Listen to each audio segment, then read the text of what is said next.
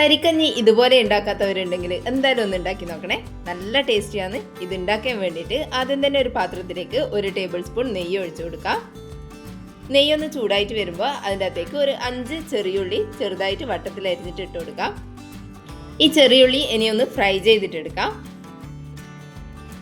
ഇതുപോലെ കളറിലും ചെറുതായിട്ട് മാറി വരുന്ന സമയത്ത് ഇതിൻ്റെ അകത്തേക്ക് കുറച്ച് കാഷ്യൂ നട്ട്സ് ഇട്ട് കൊടുക്കാം. ചെറിയുള്ളി ഒരു പകുതി മൊരിഞ്ഞിട്ട് വരുമ്പോൾ വേണം കാഷ്യൂ നട്ട്സ് ഇട്ട് കൊടുക്കാൻ വേണ്ടിയിട്ട്. ചെറിയുള്ളി നന്നായിട്ട് മൊരിഞ്ഞു പോയിട്ടുണ്ടെങ്കിൽ അതാദ്യം കോരി മാറ്റിയതിന് ശേഷം കാഷ്യൂ നട്ട്സ് ഇട്ട് കൊടുത്താൽ മതിയാവും. അല്ലെങ്കിൽ കാഷ്യൂ നട്ട്സ് മൊരിഞ്ഞു വരുമ്പോഴേക്കും ചെറിയുള്ളി ഒന്നുകൂടി കരിഞ്ഞു പോകും. അതുകൊണ്ട് ഒന്നുകിൽ ചെറിയുള്ളി മാറ്റി വെച്ചതിന് ശേഷം കാഷ്യൂ നട്ട്സ് ഇട്ട് കൊടുക്കുക, അല്ലെങ്കിൽ നന്നായിട്ട് മൊരിയുന്നതിന് മുന്നേ കാഷ്യൂ നട്ട്സ് ഇട്ട് കൊടുക്കാം. കാഷ്യൂ നട്ട്സ് കൂടി ഒന്ന് കളർ മാറി വന്നു കഴിഞ്ഞാൽ ഇതിൻ്റെ അകത്തേക്ക് ഒരു 1/4 കപ്പ് റവ ഇട്ട് കൊടുക്കാം. ഇതിപ്പോൾ വറുത്ത റവയാണ് ഇട്ട് കൊടുക്കുന്നത്. വറുക്കാത്ത റവയാണെങ്കിൽ ആദ്യം നെയ്യ് ഒഴിക്കുന്നതിന് മുന്നേ പാനിൽ ജസ്റ്റ് റവയൊന്ന് വറുത്തെടുക്കുക. അതിനുശേഷം നെയ്യ് ഒഴിച്ചിട്ട് ബാക്കിയെല്ലാം ചെയ്തെടുത്താൽ മതിയാവും. സാധാരണ വറുത്ത റവയാണെങ്കിൽ ഇതുപോലെ നേരിട്ടിട്ട് ഇട്ട് കൊടുക്കാം. റവ ഈ നെയ്യിൽ കുറച്ച് സമയം ഒന്ന് വഴറ്റിയെടുത്താൽ മതിയാവും. ഇനി അതൊന്ന് മാറ്റി വെക്കാം. ഇനി ഒരു കടായിലേക്ക് ഒരു 1/4 കപ്പ് പഞ്ചസാര ഇതുപോലെ വെതറി ഇട്ട് കൊടുക്കാം. ഇതിനെ ഒന്ന് കാരമലൈസ് ചെയ്തെടുക്കണം. അതിന് വേണ്ടിയിട്ടാണ് ഇതുപോലെ വെതറി ഇട്ട് കൊടുക്കുന്നത്. നമ്മൾ വെള്ളമൊന്നും ഒഴിക്കാണ്ടാണ് ഇത് കാരമലൈസ് ചെയ്തെടുക്കുന്നത്. ജസ്റ്റ് ഇതുപോലെ ഒന്ന് മെൽറ്റായിട്ട് വരുമ്പോൾ സ്പൂൺ വെച്ചിട്ട് ഒന്ന് ഇളക്കി കൊടുക്കാം. ഫ്ലെയിം ഒരു ലോ ടു മീഡിയത്തിൽ വെച്ചിട്ട് വേണം ഇത് ഇതുപോലെ മെൽറ്റ് ചെയ്തെടുക്കാൻ വേണ്ടിയിട്ട്, അല്ലെങ്കിൽ പെട്ടെന്ന് കരിഞ്ഞു പോകും. ഇതിപ്പോൾ പഞ്ചസാരയെല്ലാം അലിഞ്ഞ് വന്നിട്ടുണ്ട്. ഇനി കുറച്ചുകൂടി ഒന്ന് ഡാർക്ക് കളർ ആവണം. അധികം കരിഞ്ഞു പോകരുത്, അന്നേരം കയ്പ്പ് ടേസ്റ്റ് വരും. ഇതുപോലെ ഒന്ന് കളർ മാറി വന്നാൽ മതിയാവും. ഇനി ഇതിൻ്റെ അകത്തേക്ക് ഒരു 1/2 കപ്പ് വെള്ളം ഒഴിച്ചു കൊടുക്കാം. പച്ചവെള്ളമാണ് ഒഴിച്ചു കൊടുക്കുന്നത്. ഇനി ഇതൊന്ന് മിക്സ് ചെയ്തെടുക്കാം.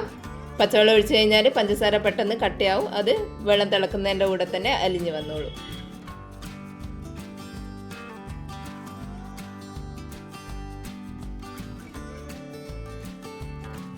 ഇതുപോലെ നന്നായിട്ട് തിളച്ച് വന്നു കഴിഞ്ഞാൽ ഇതിൻ്റെ അകത്തേക്ക് ഒരു 1/2 കപ്പ് പാൽ ഒഴിച്ചു കൊടുക്കാം. നമ്മൾ ഇതിനാകെ എടുക്കുന്നത് 1/2 കപ്പ് പാലും 1/2 കപ്പ് വെള്ളമാണ് എടുത്തിട്ടുള്ളത്. അതിന് കണക്കായിട്ട് 1/4 കപ്പ് റവ എടുത്തിട്ടുണ്ട്. ഒരു 2-3 ആൾക്ക് സെർവ് ചെയ്യാനുള്ള ഈ ഒരു അളവിൽ മതിയാവും. കൂടുതൽ റവ എടുക്കുന്നുണ്ടെങ്കിൽ കൂടുതൽ പാലും വെള്ളവും എടുക്കാം. ഇതിനെ ഒന്ന് മിക്സ് ചെയ്തെടുക്കാം.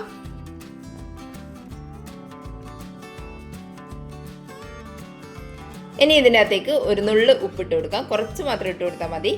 കൂടെ തന്നെ മധുരത്തിന് ആവശ്യമായിട്ടുള്ള പഞ്ചസാര കൂടി ഇട്ട് കൊടുക്കാം. ഞാനിവിടെ 1/4 കപ്പ് പഞ്ചസാര കൂടി എടുത്തിട്ടുണ്ട്. ഇതൊരു പായസത്തിൻ്റെ മധുരത്തിൽ വരും. മധുരം ഓരോരുത്തരുടെ ഇഷ്ടത്തിനനുസരിച്ചിട്ട് ചേർത്ത് കൊടുക്കുക.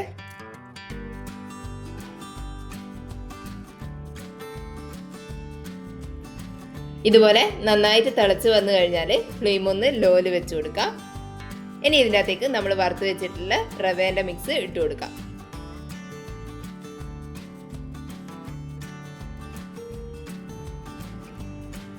ഇനി ഇത് പെട്ടെന്ന് തന്നെ ഒന്ന് മിക്സ് ചെയ്തെടുക്കാം. ലോ ഫ്ലെയിമിൽ വെച്ചിട്ട് തന്നെ ചെയ്തെടുക്കാം.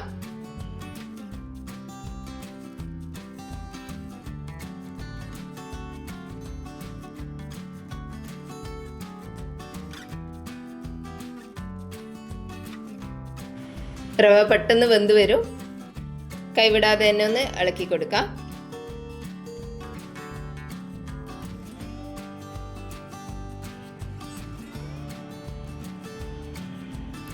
ഇതുപോലെ നന്നായിട്ട് തിളച്ച് വന്നു കഴിഞ്ഞാൽ ഫ്ലെയിം ഓഫ് ചെയ്ത് കൊടുക്കാം. ഇത്രയേ ഉള്ളൂ. നമ്മളെ തരിക്കഞ്ഞി റെഡി ആയിട്ടുണ്ട്.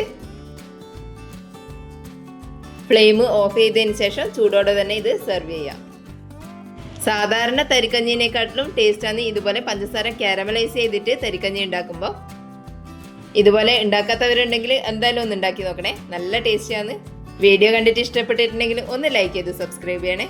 താങ്ക്